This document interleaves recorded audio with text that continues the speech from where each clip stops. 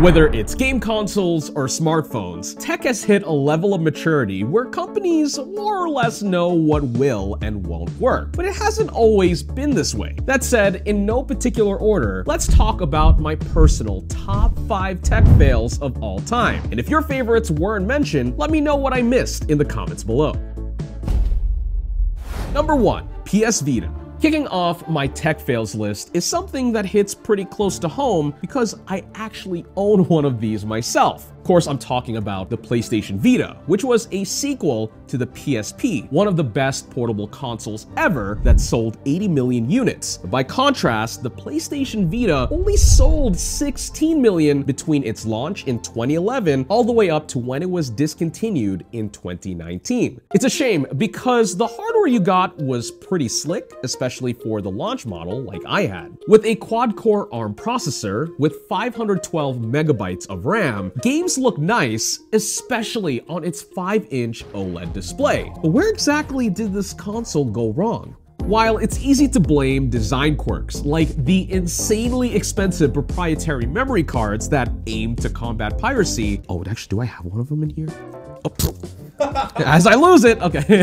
Or the bubbly looking UI, what really went wrong with the Vita ultimately came down to poor planning. It was a tough sell with a launch price of $249, and when the console was released in 2011, smartphones were already taking the world by storm. Not only did they offer similar levels of power to the Vita, but Sony vastly underestimated the effect that mobile gaming would have on handheld consoles. And it didn't help that the company would release the PS4 2 years later, which meant that they would have to shift their focus to the flagship home console. All of this resulted in slow sales post-launch, which led to first-party and third-party developers to neglect making games for it, making for a vicious cycle that basically put the Vita on life support. While it was deemed a commercial flop, what worked to the Vita's benefit was its incredibly loyal user base, which might have been pretty small in the grand scheme of things, but had a high adoption rate for games. As a result, the Vita became a haven for niche titles, especially in Japan. But more than a decade later, people still love these things in the homebrew and emulation communities, giving it the attention that I think it ultimately deserved. Number 2. Microsoft Kin. If you're a company as old as Microsoft, you've been through a lot of shit over the years, but few products were as big a flop for them as the Kin. With the success of the iPhone in the second half of the 2000s, legacy mobile phone companies like Palm, Nokia, and Microsoft needed to respond. Even Google was seeing success with Android, slowly becoming a household name, which left the boys in Redmond scrambling to make meaningful inroads in this rapidly evolving smartphone market. Microsoft did have Windows Phone OS, but they wanted something fresh and exciting for mainstream users. So, like any big corporation would do, they put a lot of money on the line, investing $1 billion to develop a brand new mobile platform called Kin. You had a Kin? You had a Kin? Not that I know of.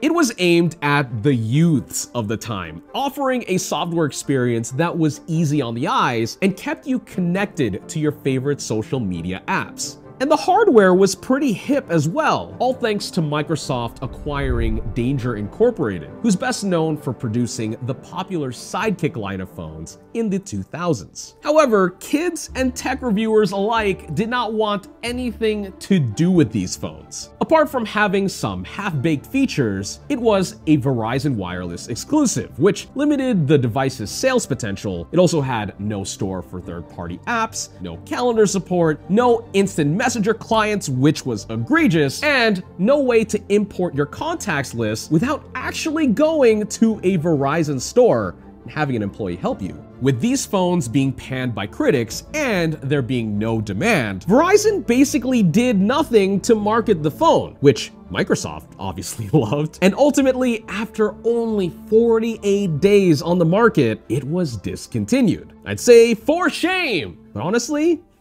good riddance. Number 3, Galaxy Note 7. It was supposed to be an ordinary flagship smartphone launch in August of 2016, but it ended up becoming the largest manufacturing fail in recent memory. I'm of course talking about the Samsung Galaxy Note 7, and it's easy to forget just how crazy this whole situation was. Almost immediately after the Note 7 came out, news outlets reported that a number of these phones were combusting or just straight up exploding. While it seemed like this was happening to an isolated amount of phones at first, it was clear how serious the situation was when Samsung issued a formal recall advising people to send their phones back in for replacements. This time with a battery that wouldn't explode, only those would end up catching on fire as well, all thanks due to rushed manufacturing since Samsung was trying to make up for some lost time. Who says lightning can't strike twice? To say the least, this whole thing was a shit show, with the Note 7 making global headlines practically every day through the fiasco. And with no way of telling whether or not you had a ticking time bomb in your pocket, public places like airports and the planes that fly through them straight up banned the phone out of safety concerns. Samsung ultimately issued a bigger recall for the Note 7 and discontinued the phone just 2 months after launch. But the long-term ramifications of this were real. It's been said that Samsung lost $17 billion through this whole affair, which even for a big company isn't insignificant. But even after a year or two, you'd still see signs at airports and public venues, hear the announcements on planes and buses internationally to not bring your Note 7s on board. It inevitably became advertising for Samsung in the worst way possible, even if bad publicity is still publicity. However, despite this, Samsung's stock price dipped for a second when the recalls were taking place, but ultimately its overall value never dropped. And through it all, they managed to take this whole thing in stride and managed to release 4 more generations of the Note and even a Note 7 Fan Edition, which didn't explode. Number 4. Project Aura.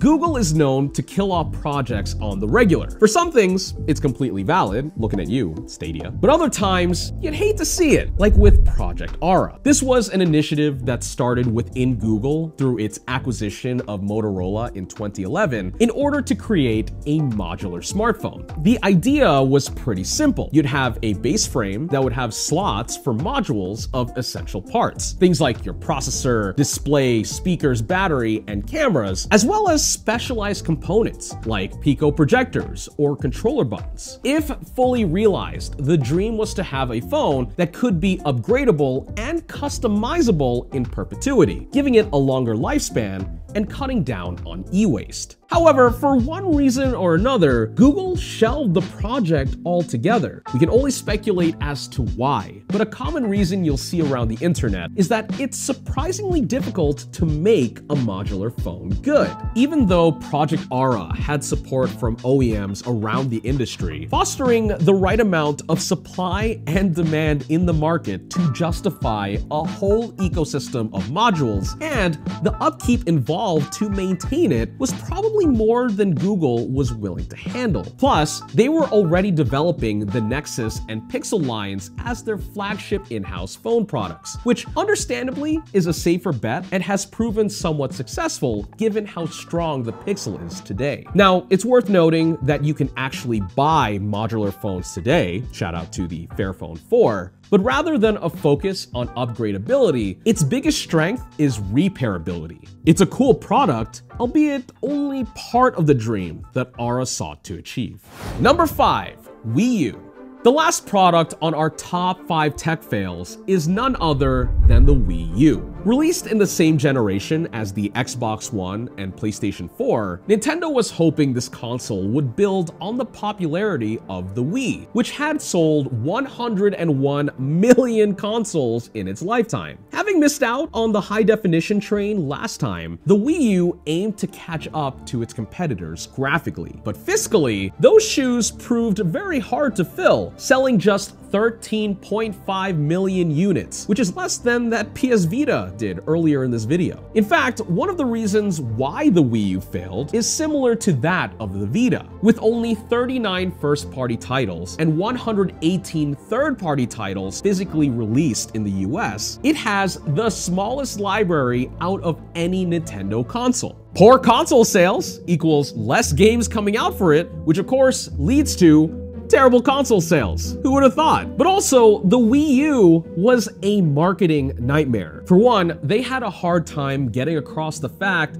that this was an entirely new console. Considering that the original Wii already had a ton of accessories available for it, people thought that this was simply a tablet add-on. Not only that, but the Wii U shared part of its name with the original and even looked the same as the original. Good luck getting mom or grandpa to tell the difference when they go out shopping for Christmas. Now, I also owned one of these personally as well, and the tablet was genuinely useful if I wanted to play something while my parents were watching stuff on the living room TV. But it really begged the question, why not just lean into this idea altogether? Which is ultimately how we got the Nintendo Switch in 2017, which still dominates the market to this very day.